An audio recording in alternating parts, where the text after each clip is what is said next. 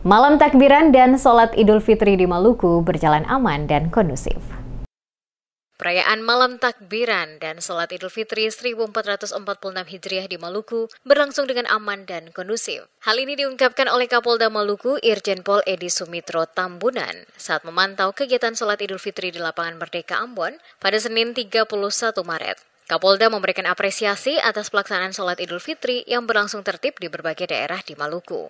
Ia berharap suasana kondusif ini dapat terus terjaga tidak hanya selama perayaan Hari Raya, tetapi juga dalam kehidupan bermasyarakat secara keseluruhan. Selain itu, Kapolda mengajak seluruh warga Maluku untuk turut mendukung upaya pemerintah dalam menjaga keamanan dan ketertiban, serta mempererat tali persaudaraan antar sesama anak bangsa dan umat beragama di wilayah ini.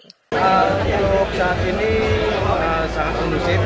Untuk yang konvoy juga sudah kita perkirakan ada, tapi hanya sebagian kecil.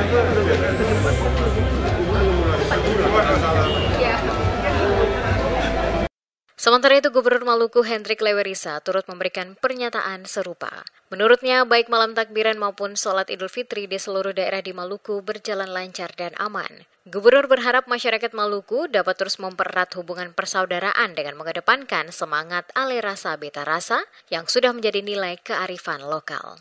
Lewerisa juga menghimbau agar silaturahmi yang terjalin selama perayaan Idul Fitri dapat berlanjut dalam kehidupan sehari-hari. Ia menekankan pentingnya menjaga nilai-nilai toleransi dan persatuan, serta menghormati umat Muslim yang merayakan Idul Fitri dengan tradisi dan kearifan lokal di Maluku.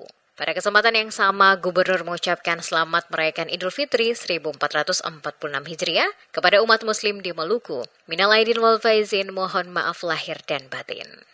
Berlangsung di Lapangan Merdeka hari ini berlangsung dengan damai, penuh sukacita, aman dan luar biasa.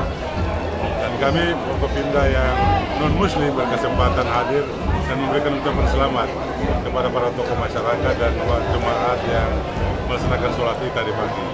Kami bersyukur kepada Tuhan Yang Maha Kuasa, Allah Subhanahu Wa Taala. Sholat Id berlangsung dengan luar biasa. Ini anugerah dan rahmat untuk Maluku.